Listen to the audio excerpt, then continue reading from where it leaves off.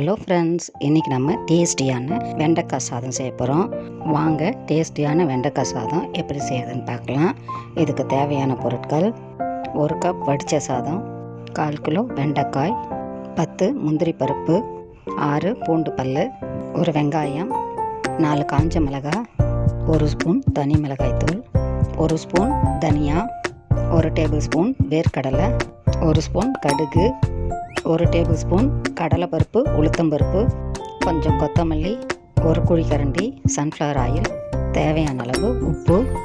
இவ்வளோதாங்க வெண்டைக்காய் சாதம் செய்கிறதுக்கு தேவையான பொருட்கள். வாங்க வெண்டைக்காய் சாதம் எப்படி செய்கிறதுன்னு பார்க்கலாம். முதல்ல சாதத்துக்கு தேவையான மசாலா அரைச்சிக்கலாம். ஒரு மிக்ஸி ஜார் எடுத்துக்கலாம். மிளகாய், பூண்டு சேர்த்து தண்ணி ஊற்றாமல் கொரப்பாக அரைச்சிக்கலாம். இப்போது ஸ்டவ் ஆன் பண்ணிக்கலாம்.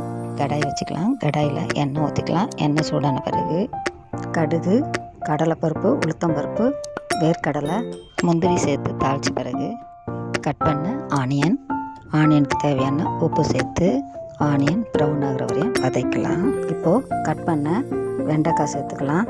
இப்போது கட் பண்ண வெண்டைக்காயை சேர்த்து வெண்டைக்காய் சாஃப்ட் ஆகிற வரையும் எண்ணெயில் வதக்கலாம்.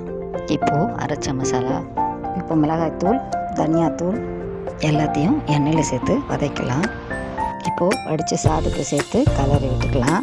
அவ்வளோதாங்க, டேஸ்டியான வெண்டைக்காய் சாதம் ரெடி ஆகிடுச்சு. வெண்டைக்காய் பிடிக்காதுன்னு சொல்கிற பிள்ளைங்க கூட வெண்டைக்காய் சாதத்தை விரும்பி சாப்பிடுவாங்க.